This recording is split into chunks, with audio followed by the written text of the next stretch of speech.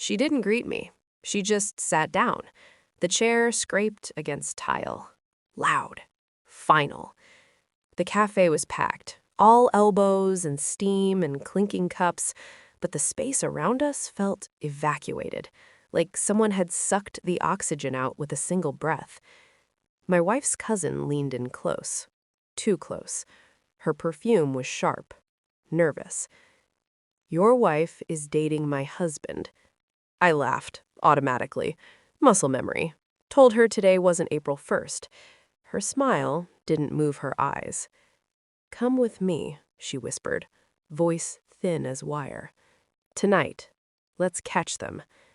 Something inside me didn't break. It went quiet. I looked past her, at the fogged window, at my reflection warped in the glass. A man holding a cup he no longer felt in his hands. I nodded, and just like that, the rest of my life stepped out of alignment.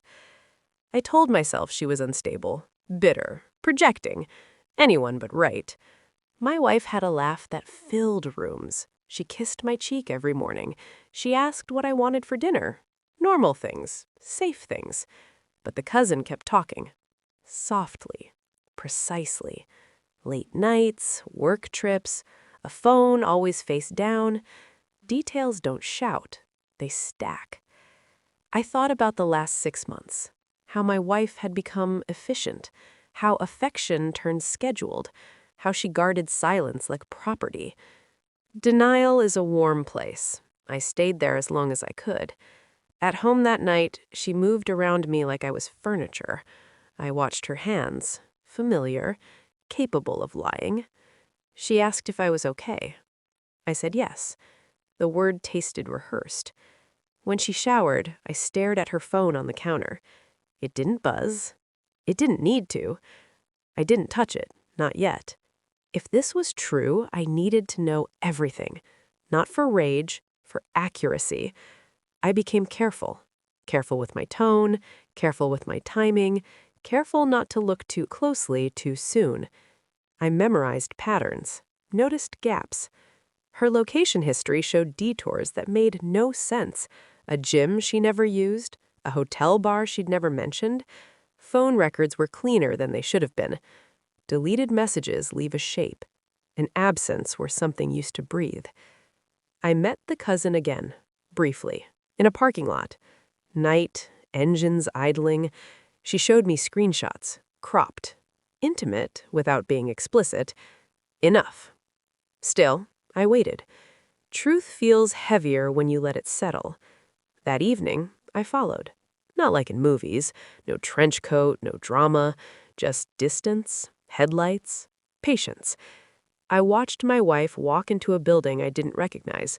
Watched her posture change. Lighter, anticipatory.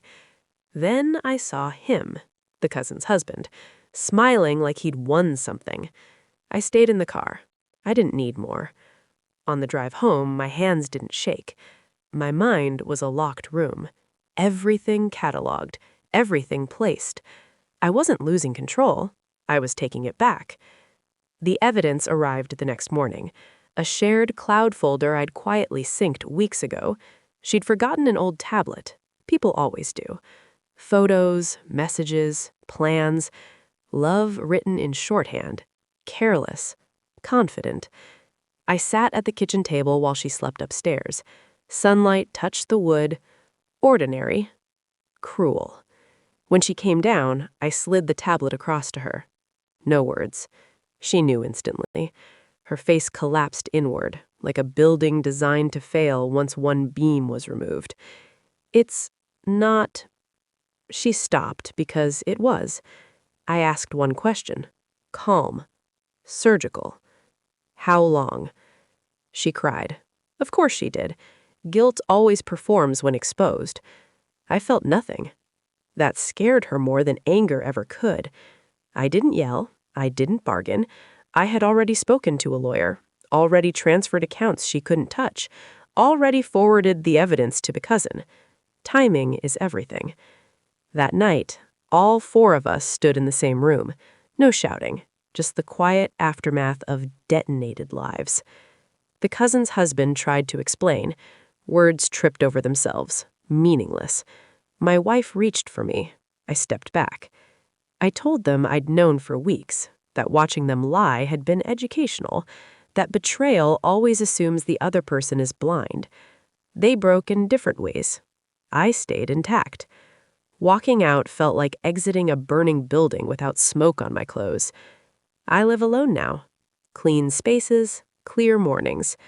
Sometimes I think about the man I was before that cafe, how soft certainty made him, how trust had weight.